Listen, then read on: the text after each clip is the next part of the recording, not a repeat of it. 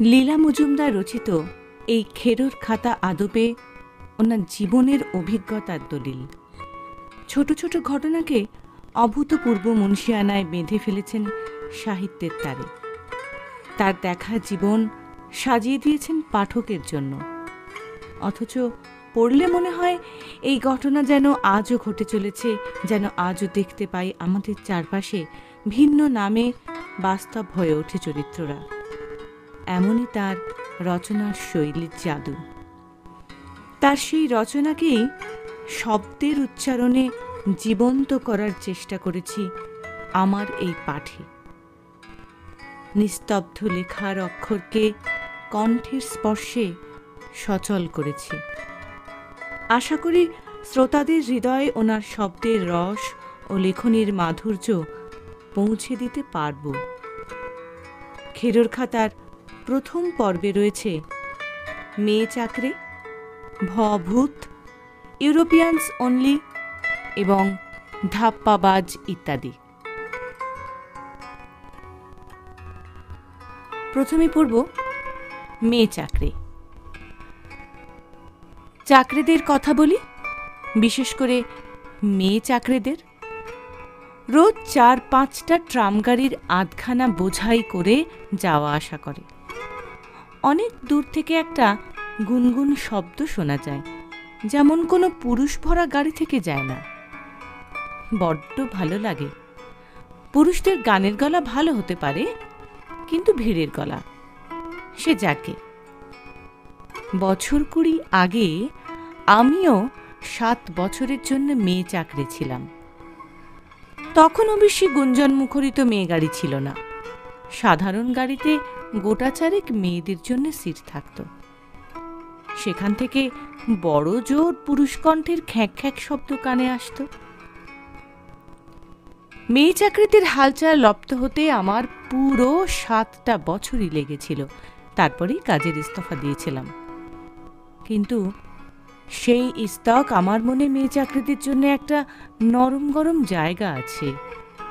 ভারী পরিষ্কার পরিচ্ছন্ন ফিটফাট চেহারা, তাদের সঙ্গে বড় বড় ব্যাগ থাকে, তাতে ঘামের গন্ধ দূর করবার সুগন্ধি জিনিস থাকে। ওদের পাশে পুরুষদের দেখলে মনে হয় প্রজাপতির পাশে গুবরে পোকা। সত্যি কথাই বলবো, তাতে কেউ রাগ করলে কি আর করা। ঢের বেশি যত্ন নিয়ে কাজ করত মেয়েরা। উপরওয়ালারা খুব খুশি হতেন। পুরুষ সহকর্মীরা হিংসে করে বলতো, মেয়েদের বুদ্ধি কম কিনা, না খাটলে ওদের চলবে কেন, আমরা কেমন ম্যানেজ করে নি দেখেননি। তখন ম্যানেজ কথাটার নতুন মানে শিখলাম। ম্যানেজ মানে হলো কাজ না করে ধরা না পড়া। ওদের সরল বিশ্বাস দেখে মায়া হতো। যে কোনো বিবাহিত মেয়েই সারা জীবন ধরে যেসব জিনিস কাছে নেই, থাকবার নয়, তাদের বাদ দিয়ে কাজ চালিয়ে যায়। কোনো বাড়িতে এমন পুরুষ দেখলাম না যে তাদের ধরবার সাধ্যি রাখে। ডিম বাদ দিলে যা কখনোই হবার নয়, মেয়েরা হামেশাই ডিম বাদ দিয়ে তাই করে নেয়। এ কথা পুরুষ ছাড়া সবাই মানে। আবার বলে কিনা মেয়েদের বুদ্ধি কম। সত্যি কথা বলতে কি, এই যে পুরুষানুক্রমে মেয়েদের বুদ্ধিহীনতার প্রবাদ চলে আসছে, এতে মেয়েদের কম সুবিধে হচ্ছে না। তাছাড়া বেজায় বুদ্ধি না থাকলে মান্ধাতার আমল থেকে কেউ বোকা সেজে থাকতে পারত না। যাকে এখন চাকরি মেয়েদের কথাই হোক। আপিসে দেখেছিলাম, ভালো কাজ করত বলে মেয়েদের নাম হতো, উন্নতি হতো। তার ফলে তাদের আত্মসম্মান বাড়ত মানে বেজায় বেড়ে যেত, সে এক ব্যাপার। চিরকাল যে জাত একা হাতে হেঁসেল ঠেলে এসেছে, আপিসে তারা নিজের হাতে পাখার সুইচ টিপত না, বন্ধ করত না, কুঁজো থেকে জল গড়িয়ে খেত না, টেবিলে রাখা একটা ঘন্টি টিপত। বাইরে ছ্যাংছ্যাং করে ঘন্টি বাজত, অমনি দেখতাম অনিমেষ বলে একজন রোগা ছোকরা ছুটে এসে পাখা চালানো, বন্ধ করা, জল গড়ানো সারত। অনিমেষ আমাদের ঘরের পিয়ন। ওসব হলো পিয়নদের কাজ, কর্মচারিণীদের নয়। সব বেয়ারাই কিন্তু পিয়ন নয়। ফরাস বলে আর এক রকম বেয়ারা ছিল। টেবিলের ওপর জলের গেলাস কিংবা কালির শিশি উল্টে গেলে তাদের ডাকা হতো। খুব তাড়াতাড়ি ডাকতে হতো, অনেক সময় উঠে গিয়ে খোঁজাখুঁজি করতে হতো, নইলে জল কালি চুঁইয়ে টেবিলের টানায় ঢুকে নাম সই তারিখ ইত্যাদি মূল্যবান কীর্তি ঘেবড়ে দিয়ে অভাবনীয় ক্ষতি করবে। আমি অবশ্যই সেরকম হলে সেগুলো নিজেই আবার মন থেকে কি আন্দাজে লিখে টিখে রাখতাম।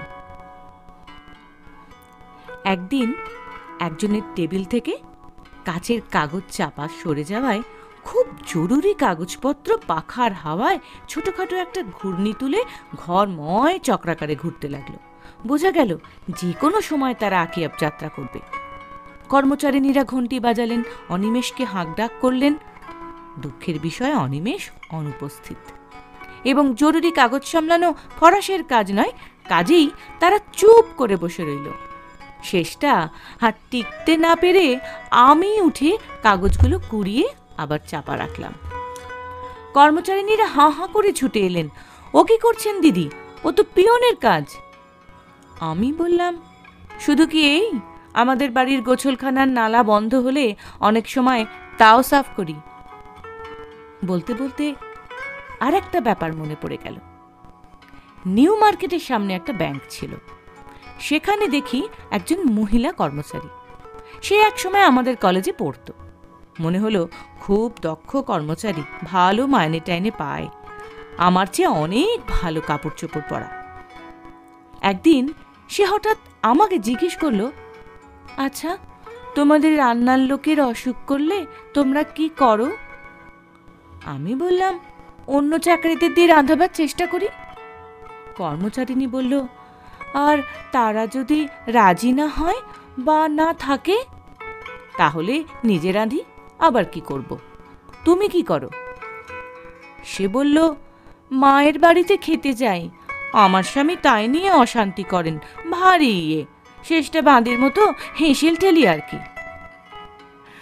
বাঁদি বলতে মনে হলো একজন পুরুষ অফিসার টাকার লোভে বড় লোকের কালো মুখ্য মেয়ে বিয়ে করেছিল।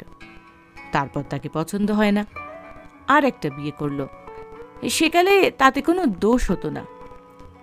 এদিকে বড়লোক শ্বশুরটি তার কালো মেয়েকে লেখাপড়া শিখিয়ে বিলেত পাঠিয়ে লন্ডন স্কুল অফ ইকোনমিক্স থেকে পাশ করিয়ে এনে ভালো চাকরি পাইয়ে দিলেন। দিনে দিনে তার উন্নতি হতে লাগলো, খুব ভালো কাজ করত। কয়েক বছর পরে সে বড় সাহেব হয়ে গেল। তারপর দিল্লির হেড অফিসে গিয়ে দেখে তার সেই স্বামীটি সেই অফিসের একজন খুব ছোট সাহেব হয়ে বিরাজ করছেন।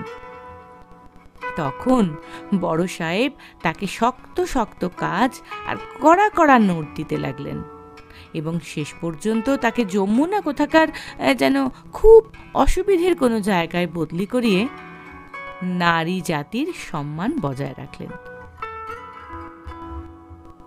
শেষ হলো মেয়ে চাকরি।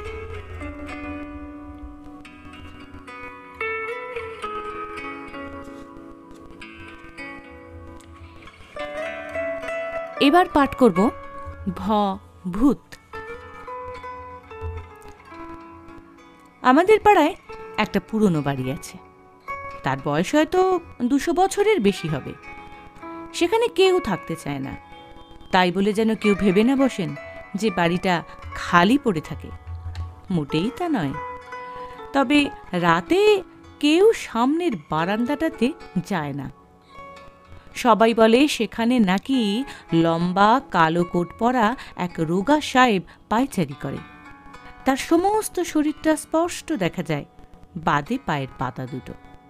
পায়ের কবজি দুটো মেঝের উপরে বসানো থাকে, তাই দিয়েই সে পায়চারি করে। বিকট দেখায়, কিন্তু সে কাউকে কিছু বলে না। তবু কিছুদিন ওই রকম দেখার পর ভাড়াটেরা বাড়ি ছেড়ে চলে যায়, আবার নতুন ভাড়াটে আসে। আমাদের পাড়ার এক ফিরিঙ্গি বন্ধুর কাছে শুনেছিলাম যে ওর ঠাকুরদা অনেকদিন ওই বাড়ির ভাড়াটে ছিলেন। ঠাকুরদার ছোটবেলাতেও রোগা সাহেব ওই বারান্দায় পায়চারি করত, কিন্তু তখন তার জুতো টুতো সব দেখা যেত। তারপর দেখা গেল বেশি বৃষ্টি হলেই রাস্তায় জল দাঁড়ায়। সেই জল ক্রমেই বারান্দার উপর উঠতে আরম্ভ করল। অগত্যা এক প্রস্থ ইট বসিয়ে বারান্দাটাকে উঁচু করা হলো। রোগা সাহেব বোধহয় অতটা টের পায়নি, তাই অভ্যেস মতো পুরনো মেঝেটার উপরেই হাঁটে, কাজেই জুতো দেখা যায় না। কলকাতার পথে ঘাটে ট্রামে বাসে যে এত অসম্ভব বেশি লোক, তাদের সকলেই সত্যিকারে মানুষ কিনা এ বিষয়ে আমার সন্দেহ আছে। ট্রামে বাসে যেখানে ধরে ঝুলবার মতো 1 ইঞ্চিও জায়গা নেই, সেখানে কি করে অনেকে লটকে থাকতে পারে এ আমার বোঝার বাইরে। শুনেছি একবার নাকি এক পণ্ডিত মশাই অনেক কষ্টে ছাতার বাঁটটি বাসের জানলার শিকে আটকিয়ে কোনো রকমে ঝুলে আছেন। এমন সময় টের পেলেন কে যেন তার মির্জাইয়ের পকেট হাতড়াচ্ছে। ফিরে দেখেন কালো কুচকুচে রোগা টিংটিঙে এক ছোকরা কিছু না ধরে শূন্যে ঝুলে আছে। পণ্ডিত মশাই এমনি আঁতকে উঠলেন যে ছাতার বাঁট থেকে হাত ফুসকে আর একটু হলেই বিতিকে ছিঁড়ে এক কাণ্ড করে বসতেন, কিন্তু শূন্যে ঝোলা ছোকরা খপ করে তার হাত ধরে আবার ছাতার বাঁটে লটকে দিল। পণ্ডিত মশাই বললেন, মন তোমার এত ভালো, তবু লোকের পকেট হাতড়াও কেন? ছেলেটা ফিক করে হেসে বলল, কি করব, অভ্যেস। এই বলে ভিড়ের মধ্যে মিলিয়ে গেল। আরেক ভদ্রলোক ঝমঝম বৃষ্টি মাথায় নিয়ে সন্ধেবেলায় বড় বাজারের এক গলি দিয়ে চলেছেন। হঠাৎ খেয়াল হলো তার সামনে একটা লোক এক পাল ছাগল ভেড়া নিয়ে যাচ্ছে। সবাই ভিজেই চুপপুর।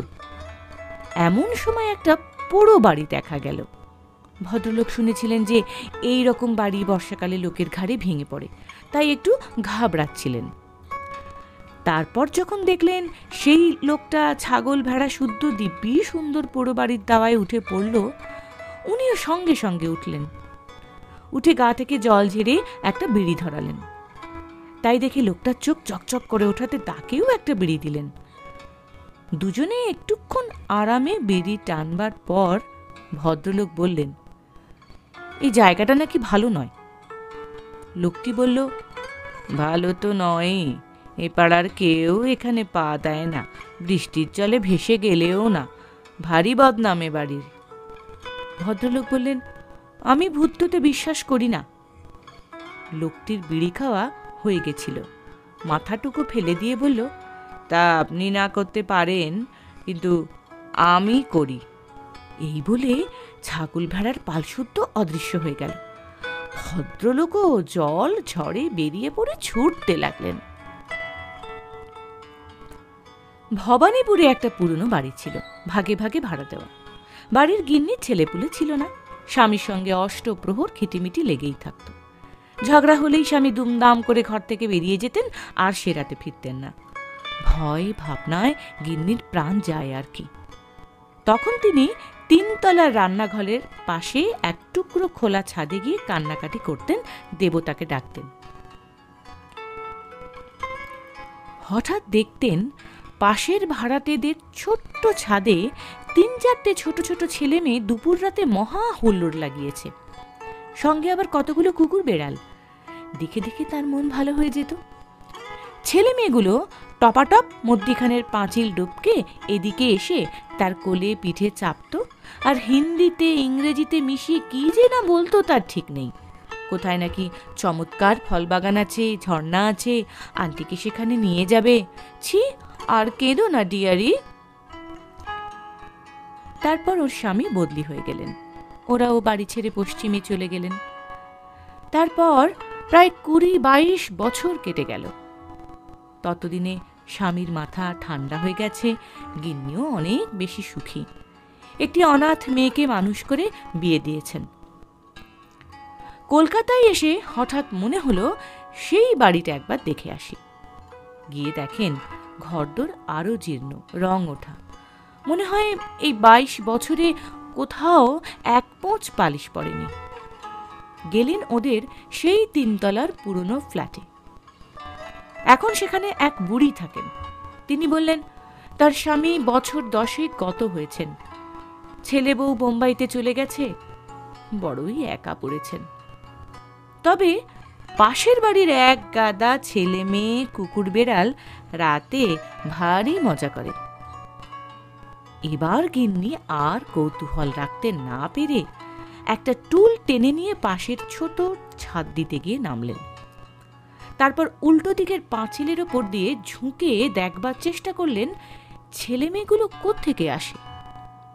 দেখলেন পাঁচিলের ওপাশে খাড়া দেয়াল নেমে গেছে, ওদিকে কোনো ঘরের চিহ্ন নেই, জায়গাও নেই, পাশ দিয়ে একটা গলি চলে গেছে। শেষ হলো ভয় ভূত।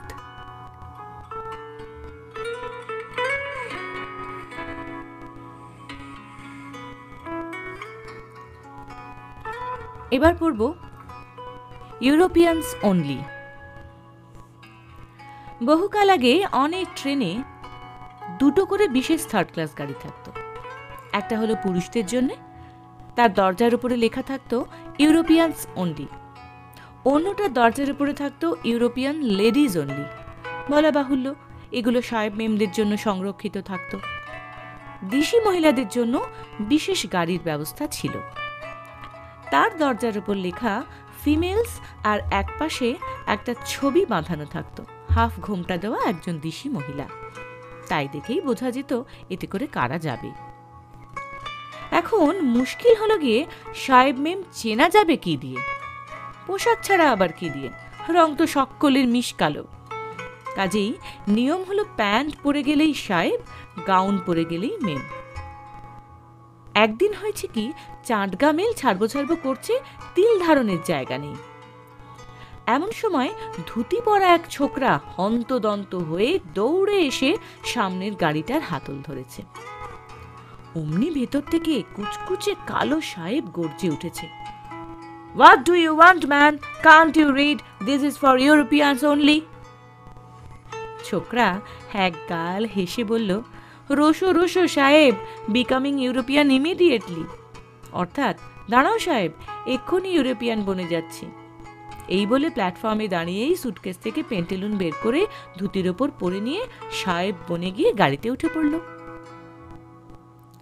আর একবার কবি ও নাট্যকার ডিএল রায়ের ছোট শালী সুরসিক গিরিশ শর্মার স্ত্রী এবং আমার ননদ তার পেয়ারের আদিবাসী দাসী লক্ষ্মীকে নিয়ে রাঁচি থেকে আসছেন। ভদ্রমহিলার রং মেমদের মতো। বলতে মনে হলো বক্রেশ্বরে দেখলাম একটা স্মৃতিফলকে লেখা মেমবরণী দেবী। সে যাকে, মোট কথা মহিলা ছিলেন পরমা সুন্দরী, আর লক্ষ্মী ছিল মিশকালো ঝকঝকে সাদা দাঁত, তেল চুকচুকে চুলে জবা ফুল গোঁজা, গাল ভরা হাসি। দুজনে গুছিয়ে বসেছেন। এমন সময় এক কালো মেম তার দুই কালো কন্যে নিয়ে ওই গাড়িতে উঠতে গেছে। হঠাৎ মেজ দিদির ওপর নাক চোখ পড়াতে নাক সিঁটকে দু হাত পিছিয়ে গিয়ে বলে উঠল, উফ, নেটিভস, অন্য গাড়িতে চলো। সঙ্গে সঙ্গে মেজ দিদিও জানলা দিয়ে মুখ বাড়িয়ে, সেখানে জানলায় শীত থাকতো না, ডাকতে লাগলেন, ও মেম, ও মেম, চলে যেও না, এখানেই এসো, এই দেখো তোমার মতো মেম আমারও আছে। মেম ফিরে দেখে জানলায় মেজ দিদির ফর্সা সুন্দর মুখের পাশে লক্ষ্মীর কালো মুখের 32 পাটি দাঁতের বাহার।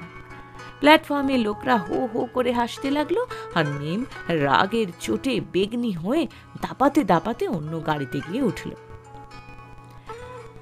তবে এসব হলো গিয়ে আমার জন্মের আগের ঘটনা।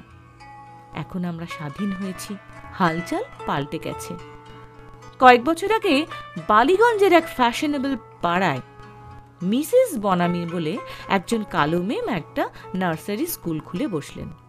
বাড়ির দেওয়ালে নীল গোলাপি রং হলো, কাঠের দোলনা, দোলা ঘোড়া, লোহার পিছলে পড়া জিনিস, খুদে নাগরদোলা ইত্যাদি বারান্দায় উঠোনে সাজানো হলো।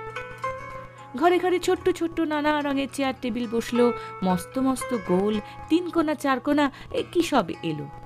দুজন আয়া রাখা হলো। গেটের ওপর সাইনবোর্ড টাঙানো হলো, বনামি বেবিস। ব্যাস, আর কি চাই? শুধু ওই পাড়ারই নয়, আশেপাশের 3 পাড়ার মা বাবারা লাইন দিয়ে ছেলে মেয়ে ভর্তি করতে দাঁড়িয়ে গেলেন। নাকি মেয়েদের শিক্ষাই অন্য ব্যাপার, তার সঙ্গে গায়ের রঙের কোনো সম্পর্ক নেই। হপ্তা ঘুরতে না ঘুরতেই বনামি বেবিজের একটা সিটও খালি রইল না। লম্বা এক ওয়েটিং লিস্ট হলো। 25 টাকা জমা দিয়ে অনেকেই তাদের কোলট পরা বেবিদের নাম লিখিয়ে রাখলেন। স্কুল গম গম করতে লাগলো।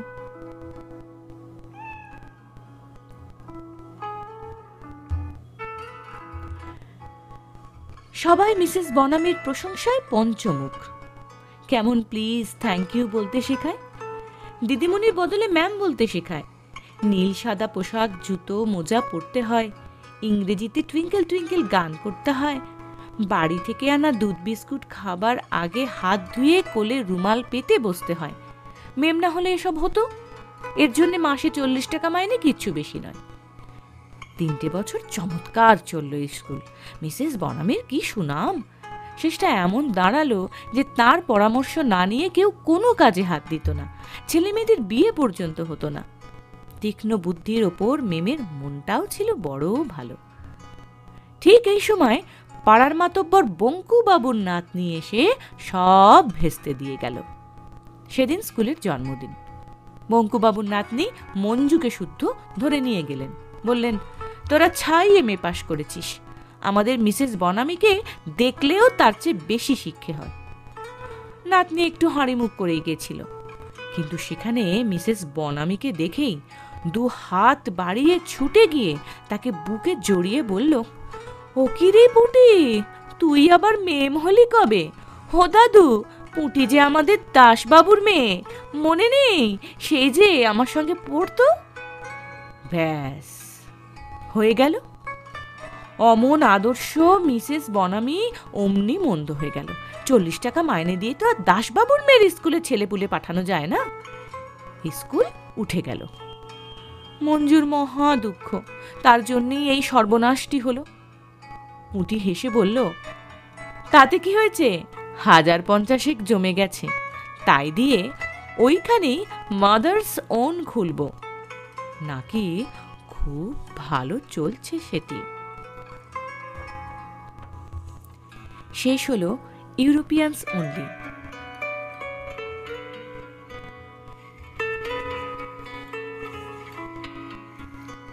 এরপর আজকের শেষ পাঠ, ধাপ্পাবাজ ইত্যাদি। সময় পাল্টে গেছে, কিন্তু ঘটনার ক্রম পাল্টায়নি। সেকালে যে ঘটনার বিবরণ উনি দিয়ে গেছেন নিছকই গল্পের ছলে, আজও চারপাশে তাকালে আমরা একই রকম ঘটনা দেখতে পাই। শুরু করছি ধাপ্পাবাজ ইত্যাদি। খুব কম বয়সে আমার বিয়ে হয়নি। এমএ পাশ করলাম, 1 বছর শান্তিনিকেতনে, 1 বছর কলকাতায় অধ্যাপনা করলাম। তারপর বিয়ে হয়ে যখন সংসার করতে লাগলাম, তখন দেখি কিছুই জানি না, সংসারের হালচালই বুঝি না, সবাইকে বিশ্বাস করি। ভবানীপুরে একটা দোতলার ফ্ল্যাটে থাকতাম। দুপুরে চাকর বাকররা নাওয়া খাওয়া করতে চলে যেত, তখন আমি একা থাকতাম। একদিন এক ফিটফাট বাবু এসে উপস্থিত, বলল, বাড়িওয়ালা পাঠিয়েছেন, তার সব ভাড়াটেদের পাখা আমরা সারিয়ে রং করে দিই। আমি বললাম, আমাদের নিজেদের পাখা, ওসবের দরকার নেই।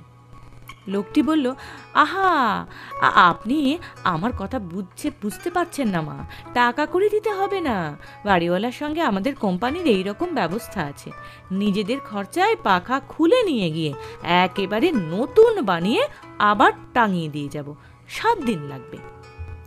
আমি বললাম, আমাদের সব পাখা আন করা নতুন, কাজেই আপনাদের কষ্ট করতে হবে না, ধন্যবাদ।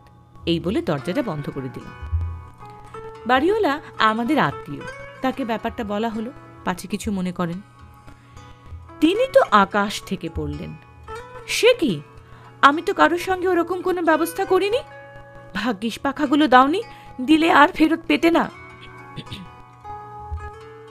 শুনে আমি হাঁ। লোকটাকে একটুও সন্দেহ করিনি, পুরনো পাখা হলে হয়তো দিয়েই ফেলতাম। বাড়ির মালিক বললেন, খুব সাবধানে থেকো, আজকাল যা কাণ্ড হচ্ছে, কাউকে দিয়ে বিশ্বাস নেই।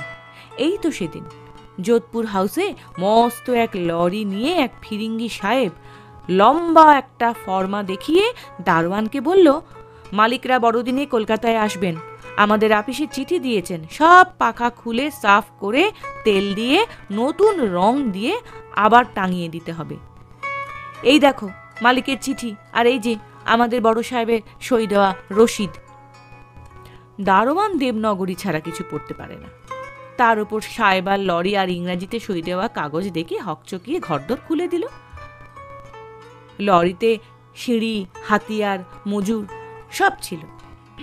দেখতে দেখতে 42টি পাখা নামিয়ে লরিতে তুলে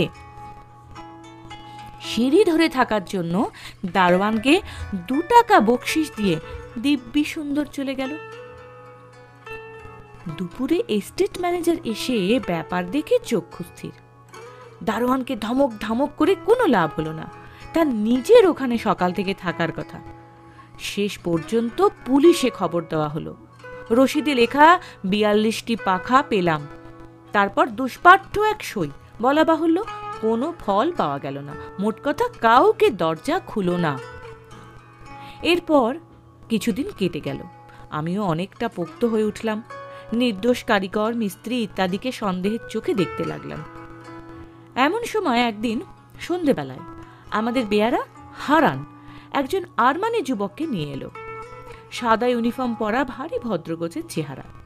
সে এসেই বলল, মাফ করবেন, কিন্তু আমরা খবর পেয়েছি আপনাদের বাড়িতে বেআইনি মদ চোলাই হয়। আমি আবগারি বিভাগ থেকে এসেছি, দেখুন আমার অর্ডার, আপনাদের বাড়ি ইন্সপেক্ট করব। আমি বেজায় আশ্চর্য হয়ে গিয়ে বললাম, বেশ তো, দেখুন খুঁজে, যদি কিছু পান। আমি তো কিছু পাইনি। হারানকে বললাম, বাড়িঘর দেখিয়ে দে। হারান তাকে সঙ্গে করে খাবার ঘর, রান্নাঘর, শোবার ঘর, স্নানের ঘর সব দেখালো। সমস্ত পরিষ্কার, ফটফট করছে, কোথাও বেআইনি কিছু নেই। তখন লোকটি বলল, নিচে গুদম নেই? বললাম, আছেই তো, গ্যারাজ আছে, বাবুর্চির ঘর আছে, বেয়ারার ঘর আছে, দেখে আসুন গে।